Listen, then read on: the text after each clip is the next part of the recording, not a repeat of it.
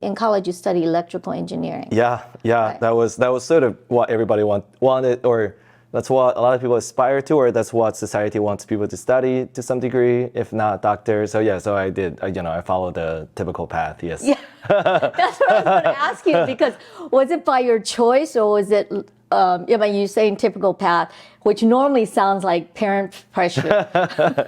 Yeah, only that my parents couldn't pressure me to go into the medical school, so I had to. they opting for the suboptimal, so I went to engineering school. Okay, so they were satisfied with that. It's just like my one of my friends, her parents gave her a choice whether she wanted to be a doctor and something else I can't remember, but one of the off ones was being an architect. And she actually chose architect. But sounds way cooler. Yeah.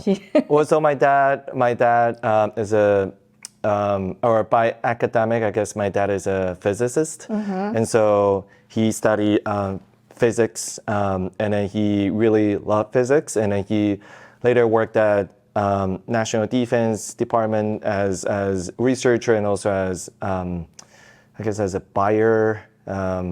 And also then leading a lab. So when I was young, my dad had spent a lot of time with me, just teaching me about how the physics works in real life.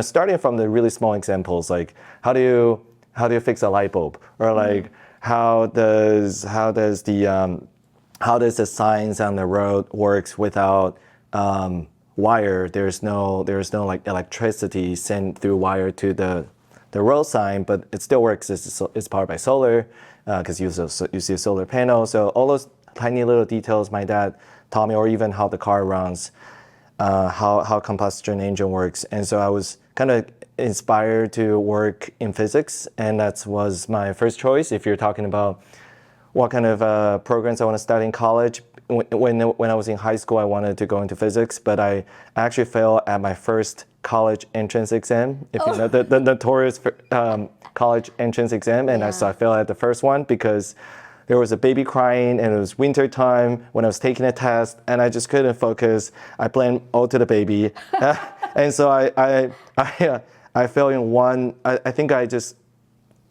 put one answer in the wrong box, and at that time, when you want to go to the best, you have to be perfect in your score. You have to be almost like 100% right. So mistaking one answer means like not going to the best physics program in the country. Wow. So I took the second test, but this time I decided I want to prove myself. So I decided I want to just go to whatever that people think is the best. And so that's why I chose electrical engineering. Oh, so at that time, is it still considered what people think the best? When you're saying that, are you talking about Taiwan or worldwide, or? I guess I was talking about just Taiwan, and maybe more even narrowly Kaohsiung. That's my hometown. Okay. Yeah, but I think electrical engineering is back then it was seen as the best engineering program or school in Taiwan, as in countrywide.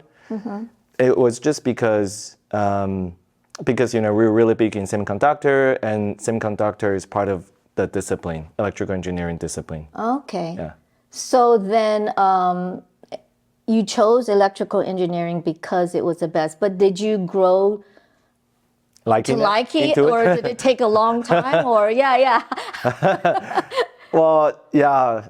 I kind of, if this is like the path to a really excellent electrical engineer, I definitely deviate a lot. Like I definitely did not go that straight line. So like in the 4 years of college, I spent maybe 2 years doing non-electrical engineering stuff, like non-engineering stuff at all, just focus on clubs and sports and just, friendship, having fun. And then in junior and senior years, I try to focus more on my study, and so I study a lot more. I spend a lot more time in electrical engineering, but not strictly the traditional sense, because I didn't really study like circuits or photonics or there's some other or analog circuit boards, but I study more like the signal processing, so still more software side of the subject, and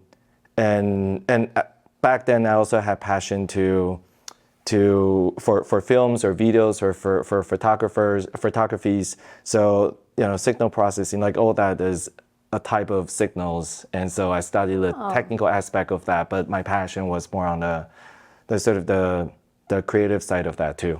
Okay, interesting. But like, so was your dad disappointed that you didn't choose his profession? I think my dad was already disappointed when I decided to come to Taipei but not stay in the South. Oh, okay, yeah.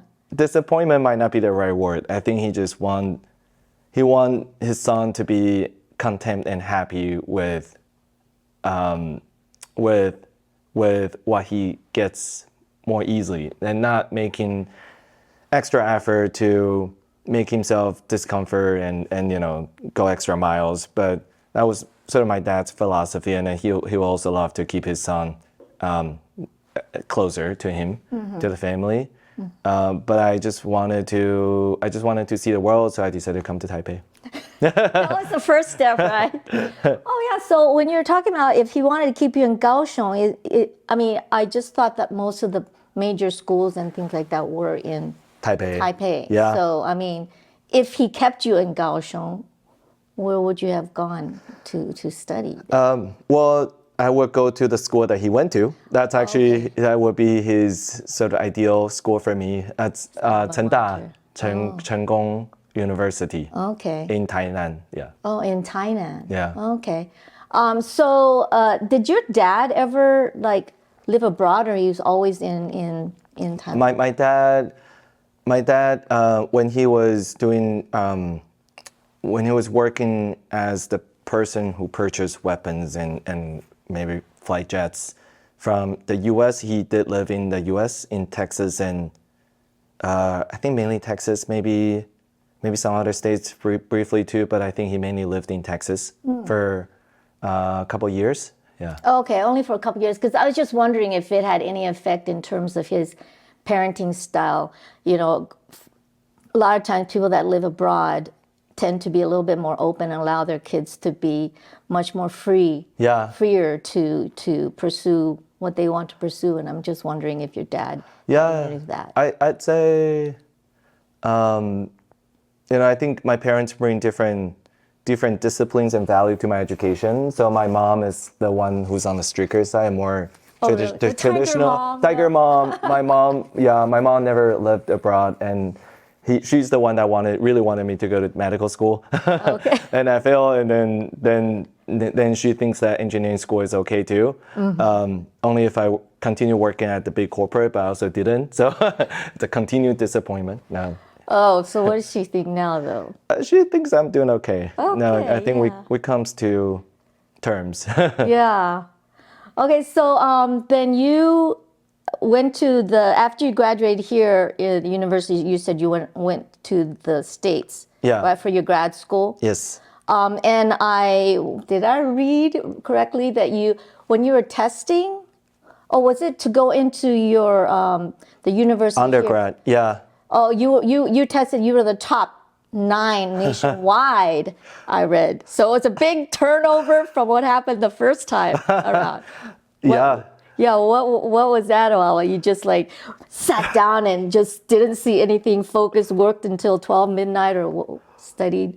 Or how did that work? Well, I did not intentionally put that on my LinkedIn so I can talk about it in interviews. But it was in my LinkedIn indeed. Yeah. So I just I think I'm a competitive person, and I'm a determined person, tenacious, or however you call it. So when I failed the first time, I just really wanted to prove it, like I can do this. So I had one of the most. It was a time when I was really disciplined, and I followed my schedule really rigorously. The thing is, I actually didn't use any cram school. I didn't really study at any cram school. My dad is a big proponent of, DIY. You have to do things yourself. Don't use external help. And if you go to cram school, you're not really learning. You're just like memorizing. So he want me to do the work of summarizing, synthesizing, and learning. So So I'm doing all that by myself, and I created my own schedule, but I follow it really rigorously, and so I studied really hard in that 6-month period. So I went from a kid in high school that was almost got kicked out, and because I was just not very I was not very into studying, and I just did something, mischievous things, and so to someone who succeeded in exams, I think. Yeah. So it taught me something. It taught me something, but also I think it shows the pros and cons of the standardized test or having all your bet in one test. Now looking back, that's actually that's a seed for my entrepreneurship later on, because I learned to be self-sufficient and self-reliant really early on, and just try to not just learn how to do something, or not just learn it or acquire the knowledge, but also learn how to acquire the knowledge. And in entrepreneurship, you actually spend more time learning how to acquire something than actually going to acquire it. So that's So I attribute my entrepreneurship gut to my dad too. Oh, yeah.